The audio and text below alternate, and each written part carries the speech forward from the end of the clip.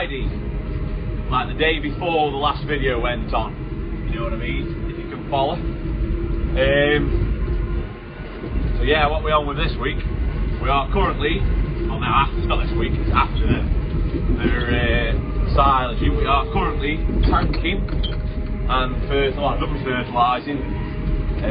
I'm now, let's go around with the tanker, emptying as much of the muck as we can onto the, what there is, like, let's say onto the 60 acres that we're done.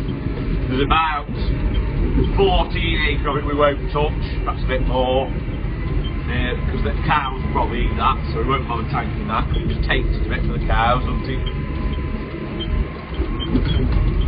And then we'll go from there and do, so my dad's on the splash plate, I've got the drill bar on, he's in one shed, I'm in the big book hole.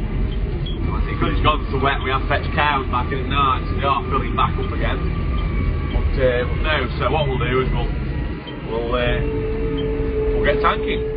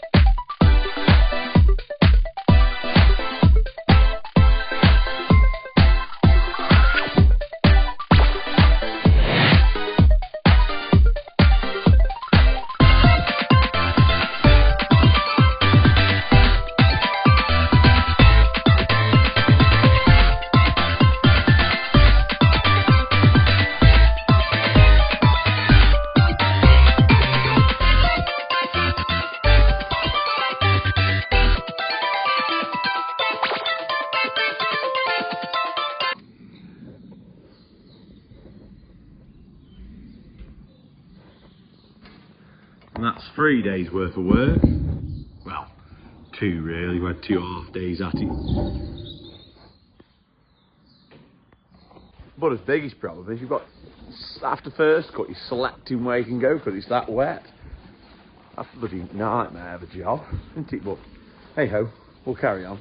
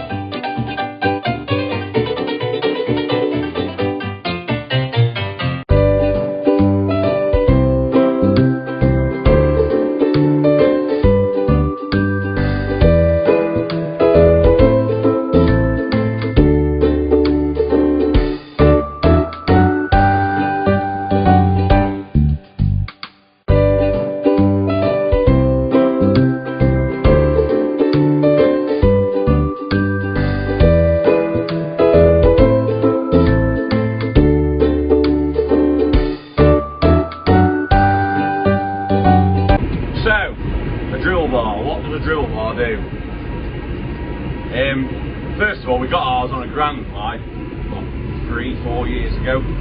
It's dead simple, it just hooks on the back of your back tank, on the back of an A-frame, drop it in and then just put a peg in, that's on then. Connect a few oil pipes, connect your muck pipe and away you go.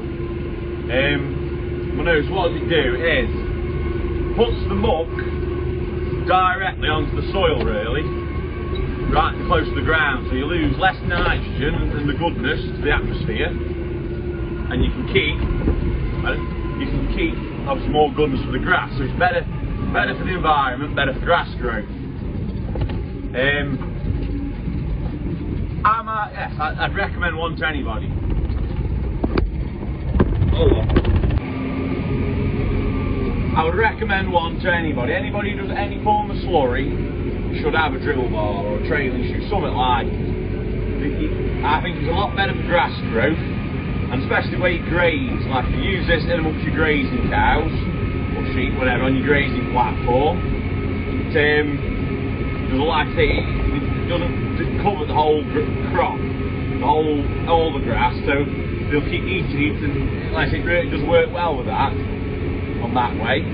The only downside I have with it, which potentially, well, yeah, potentially with grants and that sort of stuff about, is the thickness of of muck. I mean, in your head, it's got a macerator on it. In your head, the macerator, you chuck any lump in, and that macerator will thrash the bits and send it down the pipes. But it doesn't do, like today, the muck we're on today isn't thick by no stretch, but it's considering being too thick for your drill bar now. Like it's not water, it's more like sort of I'll say soup, like a soup texture. That's kind of thickness, and it's just getting a little bit too thick for it. But I mean, it's not the end of the world. Like what we'll do with it is, as it keeps going, drop it a bit, add a bit of water to it, it works. But at the time, especially with these grants, you can get these slurry separators on grants and that sort of stuff, and that's an option. I have looked into these mobile separators, because we've got one or two pits scattered around the farm, right? We had one of them, and then we cart the separator stuff, the fibrous stuff, out and put that on these far-flung bits of ground to spread, and then it makes it much more wetter, which we can use better for this then. But like it adds value to everything, doesn't it? Not heavy, but no. Right.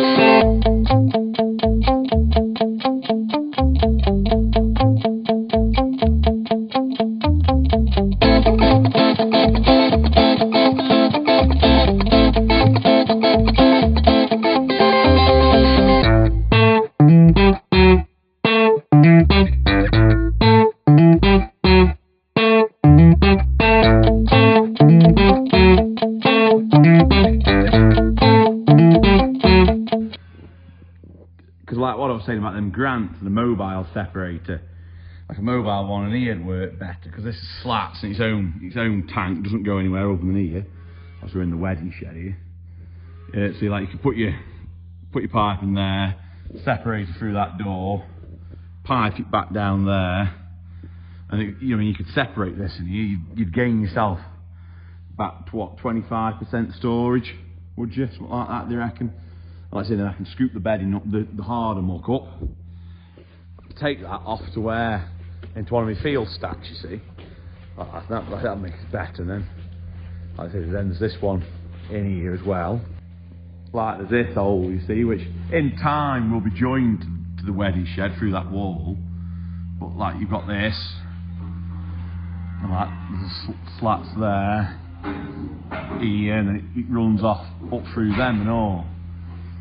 But if you could, like if you had like a mobile separator, I could plonk it here, pipe in there, blow my waste back up there, get my separator scooped up and put it corner, and it'd work better that way, wouldn't it? But it's something to look into with these grants and what have you, now they're about.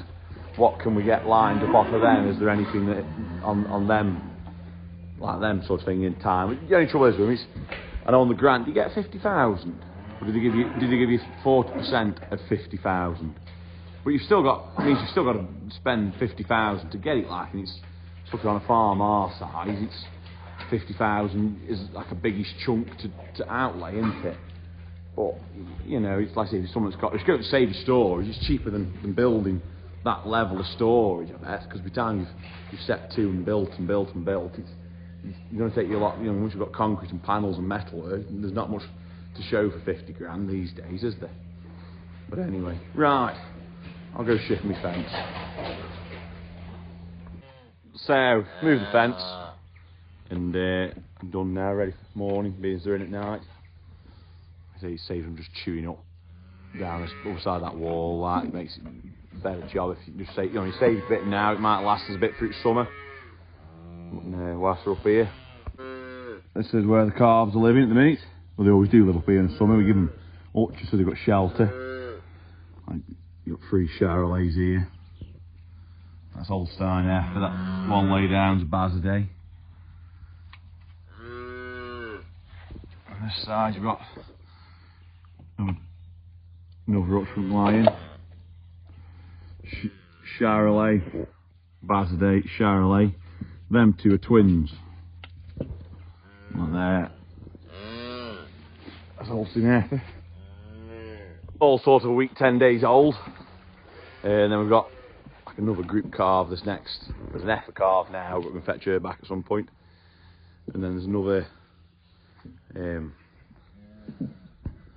it's into June. As we get into June, there's quite a few calving then, quite a rush on live. But anyway, that's how it is. But no, right, so leave it there. Hope you've enjoyed it. Thanks for watching.